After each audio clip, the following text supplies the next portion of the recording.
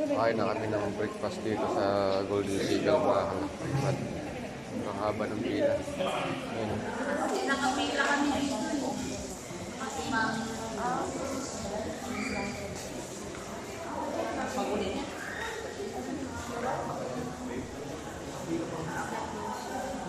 Grabe, haba ng pila.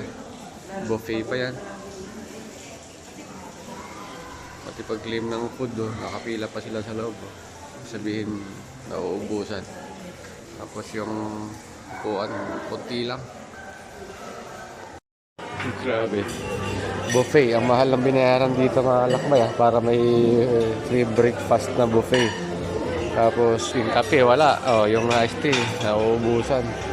At pati sa pagkain, nauubusan. Kaya hindi maganda yung ano nila sa breakfast ng Golden Seagull Hotel. Ayun na may comment ko hindi maganda.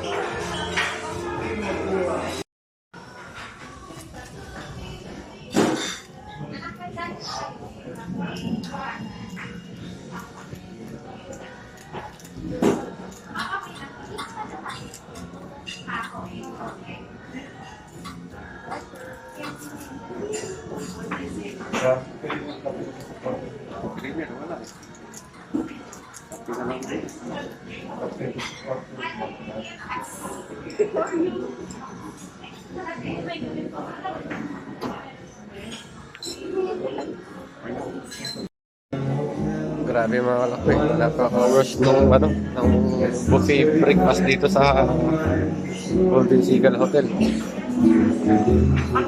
Nagkakapil na muna ako, mag-alas 10 na eh. Nakarating pa na lang pancit at saka ano nga lang, wala pang kanin eh. Grabe.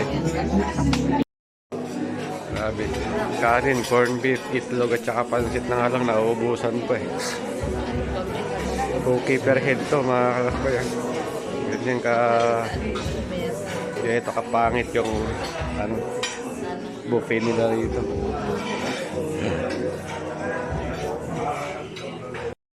So, ito lang yung nakuha namin mga kalakbay sa sa buffet. Oh, napaka-worst talaga. Hindi maganda yung service dito sa buffet nila. Token binayaran dito, ito lang mga kuha mo, tsaka yung mga tinapay na yun. Yan. Grabe oh.